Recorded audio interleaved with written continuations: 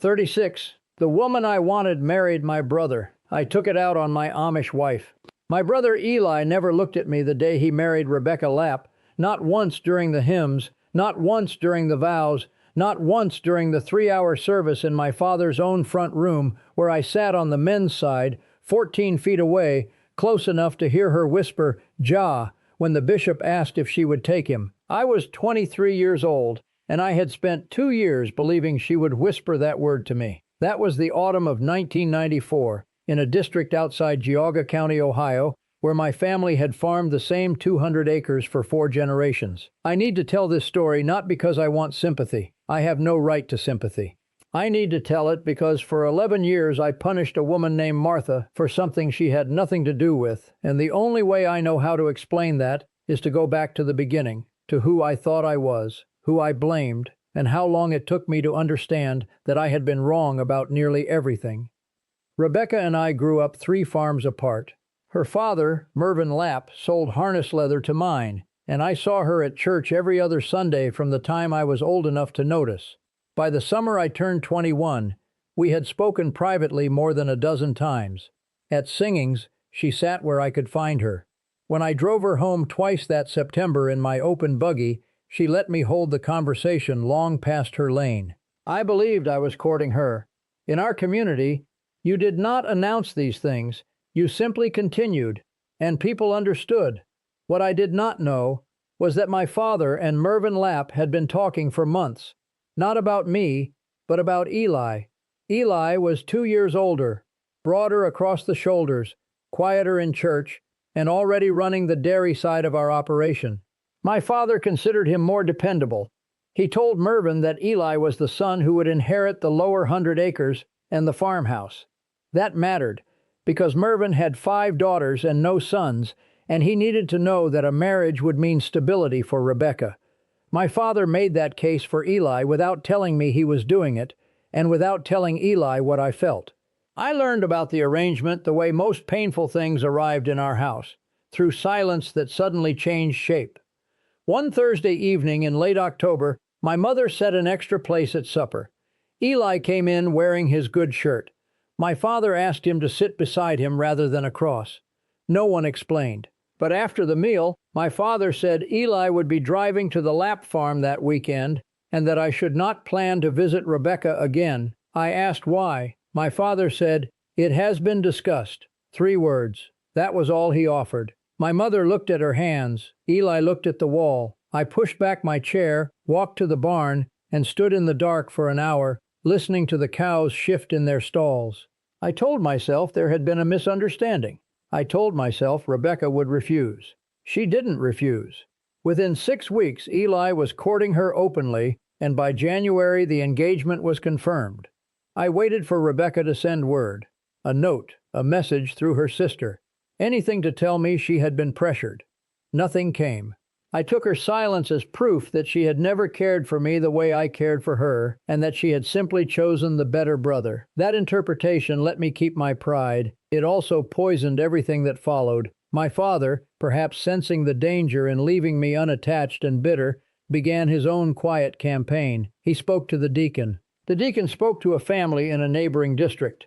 Within 3 months, I was introduced to Martha Yoder, a thin, serious woman of 20, with pale eyes and a habit of folding her hands when she listened. She was not unkind, she was not unattractive, she was simply not Rebecca, and I held that against her from the first afternoon. We married in November of 1995, 13 months after Eli and Rebecca's wedding. Martha moved into the smaller farmhouse on the upper acreage. She brought a cedar chest her grandmother had built, 2 quilts she had sewn herself, and a quiet hope that I could see in her face every time she looked at me during those first weeks. I could see it, and I resented it, because hope from her felt like a demand I had not agreed to meet. I was not violent. I want to be clear about that, because what I did was subtler and in some ways harder to name. I simply withheld. I answered her questions with as few words as possible. I ate her meals without comment. When she reached for my hand during evening prayers, I let her take it but did not close my fingers. When she asked about my day, I gave her weather and cattle counts. When she tried to talk about her family, her childhood, her small pleasures. I listened the way you listen to rain, aware of the sound but unwilling to go outside. She noticed. Of course she noticed. But Martha had been raised to believe that a wife's patience was a form of prayer, and that a husband's coldness was a season, not a climate. She adjusted. She cooked more carefully. She kept the house quieter. She stopped asking me questions that required more than facts. She made herself smaller, and I let her, because her smallness gave me room to keep nursing a wound I was not ready to release. Meanwhile, I saw Eli and Rebecca at church every other Sunday. They sat together at meals. Rebecca laughed at something Eli said once, and the sound of it went through me like a nail. I told myself that Eli had stolen what was mine, that my father had conspired against me, that Rebecca had been shallow enough to choose land over love. These three beliefs formed a structure I lived inside for years. They were load-bearing walls. I could not remove one without threatening the others. By our third year of marriage, Martha and I had a daughter, Sarah, and a son, Daniel. I loved my children immediately, and without reservation, which confused me, because I had believed myself incapable of that kind of feeling. I held Daniel the night he was born and felt something crack open in my chest. But even that warmth did not extend to Martha. I could love what we had made together without loving the woman who had made it with me, and I did not see the cruelty in that distinction. Or I saw it and chose to look away. Martha never complained to the church. She never told her parents. She never spoke against me publicly. But once, when Sarah was about 4, I came inside to find Martha sitting at the kitchen table with her hands flat on the wood, staring at nothing. She had been crying. When she saw me, she straightened and said, "I am fine, Joseph." I nodded and walked past her. I could have sat down. I could have asked what was wrong. I didn't, because asking would have meant acknowledging that something in our house was broken, and I was not ready to be the one who had broken it. The person I blamed most, apart from Rebecca herself, was my father. I believed he had arranged Eli's marriage to punish me or to reward Eli, and that he had treated me as the lesser son. I carried that accusation silently for nearly 7 years. When my father grew ill in the winter of 2002, I helped with his care because it was expected. I drove him to the clinic. I managed his medications. But I did not forgive him, and he knew it. He could feel the stiffness in my hands when I helped him out of the buggy. One afternoon in March, when my mother had gone to town and Eli was in the barn, my father asked me to sit with him. He was thin by then, breathing with effort. He said something I did not expect. He said, "I know you believe I chose Eli over you. I need you to hear what happened." He told me that Mervyn Lapp had come to him first, not the other way around. Mervyn had watched me drive Rebecca home those 2 evenings and had decided I was too impulsive, too quick-tempered for his daughter. Mervyn wanted Eli. My father said he had argued on my behalf for 2 weeks. He told Mervyn I was steady, that I would grow into responsibility. Mervyn would not bend. He said if the match was not Eli, there would be no match with our family at all, and the Lapp leather business would go to the Troyer family instead. My father chose to protect the business relationship. He chose to protect Eli's future because Eli had no courtship of his own at the time, and Rebecca was well regarded. And he chose not to tell me the truth because he believed I would confront Mervyn, cause a scene, and bring shame on our family. He made a decision built on fear and pragmatism and a certain kind of love that could not find the words to explain itself. I sat in that room and felt the walls I had built shift on their foundations. My father had not conspired against me. He had failed me, yes, failed me by choosing silence over honesty. But the original rejection had come from Mervyn, not from him, and Rebecca had likely never known I was even a possibility. My father died 11 days later. I carried his coffin with Eli beside me, and for the first time in years I looked at my brother without anger. But the absence of anger did not automatically become warmth. It became something emptier, a blank space where a feeling should have been. That spring I began paying closer attention to Eli and Rebecca's household. I had spent years imagining their marriage as the life I should have had, but now I noticed things I had refused to see. Rebecca looked tired in a way that had nothing to do with farm work. She spoke less at family meals. She deferred to Eli on every matter, even small ones, with a quickness that looked less like respect and more like avoidance. One Sunday after church, Rebecca's younger sister Naomi pulled me aside near the buggies. She looked uncomfortable. She said, "Your brother is not easy to live with, Joseph. I hope you know that." I asked what she meant. She shook her head and said, "Ask Rebecca sometime, if she will tell you." I never asked Rebecca. I was afraid that what I learned would dismantle the last piece of my old story, the belief that she had chosen happiness over me. If Eli was difficult, if Rebecca's marriage was strained, then she had not chosen joy. She had been handed from one arrangement to another, same as Martha, same as me. None of us had gotten what we wanted. We had all gotten what our fathers decided was practical. That realization should have sent me home to Martha with open hands. Instead, it paralyzed me. Because if Rebecca's marriage was not the paradise I had imagined, then my resentment had no clean target. I could not blame Eli for being chosen. I could not blame Rebecca for choosing. I could not blame my father for conspiring. The only person left to blame was myself. For every cold evening, every unanswered question, every time Martha reached for me and found nothing. I began to change, but slowly and not smoothly. I started answering Martha's questions with full sentences.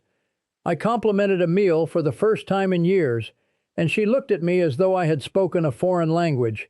I offered to walk with her one evening after the children were asleep. She agreed, but she walked a half step behind me, the way she had learned to walk, and I understood that my years of coldness had trained her to expect nothing. One night that summer, Martha was mending a shirt at the kitchen table. I sat across from her and said, "I have not been a good husband to you." She kept her eyes on the needle. Her fingers did not stop. After a long silence, she said, "I know." Not with anger, not with satisfaction, just with the exhaustion of someone who had carried a truth alone for a decade and was no longer surprised by it. I told her about Rebecca. I told her about my father and Mervyn. I told her that I had spent our entire marriage comparing her to a woman I had never actually known, and that I had made her pay for a loss that was not her fault. Martha listened without interrupting. When I finished, she set down the shirt and said, "I have been here the whole time, Joseph, whether you saw me or not." That sentence broke something in me that needed breaking. I wish I could say that everything healed quickly after that. It didn't. Trust that has been starved for 11 years does not revive in a single season. Martha was cautious. She had learned to protect herself from hope, and she was not going to abandon that protection because I had made one speech at a kitchen table. She watched me. She tested small moments, a question about her day, a request for my opinion on the children's schooling, a hand extended during a walk, and she measured whether I met her halfway. Some days I did. Some days I fell back into silence, not from cruelty anymore, but from the sheer weight of habit. Coldness had become my posture, and straightening took more effort than I expected, but I kept trying, and Martha kept watching, and slowly the distance between us narrowed from a field to a fence to a doorway to the width of a kitchen table. I never spoke to Rebecca about any of it. There was nothing to say. She had not wronged me.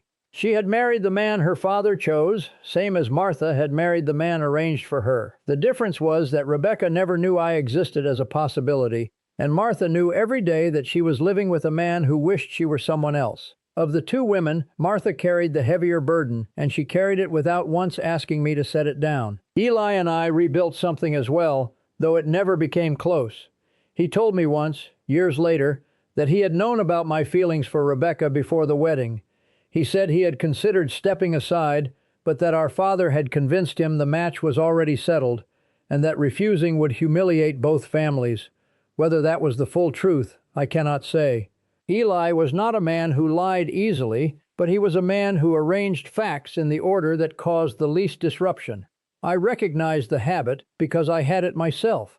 My children grew up in a house that became warmer in its second decade than its first, and I carry the guilt of that unevenly. Sarah once told me, when she was 17, that she remembered the silence of her early childhood more clearly than any sound. She said it carefully, not as an accusation, but I heard what lived beneath the words. My daughter had grown up measuring love by its absence, and no amount of later warmth could unwrite those first years entirely. Martha is 61 now. Her hands have the stiffness that comes from decades of work and from winters in Ohio that do not forgive. She still folds them when she listens. She still watches me with a patience I have never fully earned. I am 63, and I have spent the second half of our marriage trying to deserve the first half she gave me when I offered her nothing in return. I think about that cedar chest she brought into our home the week we married. She had carved a small vine along the inside of the lid, something I never noticed until years later when I was helping her move it to our daughter's room. It was delicate work, almost hidden, the kind of detail a person adds not for display, but because the making of it mattered to them. Martha had brought beauty into our house from the very first day. I simply hadn't opened the lid to see it.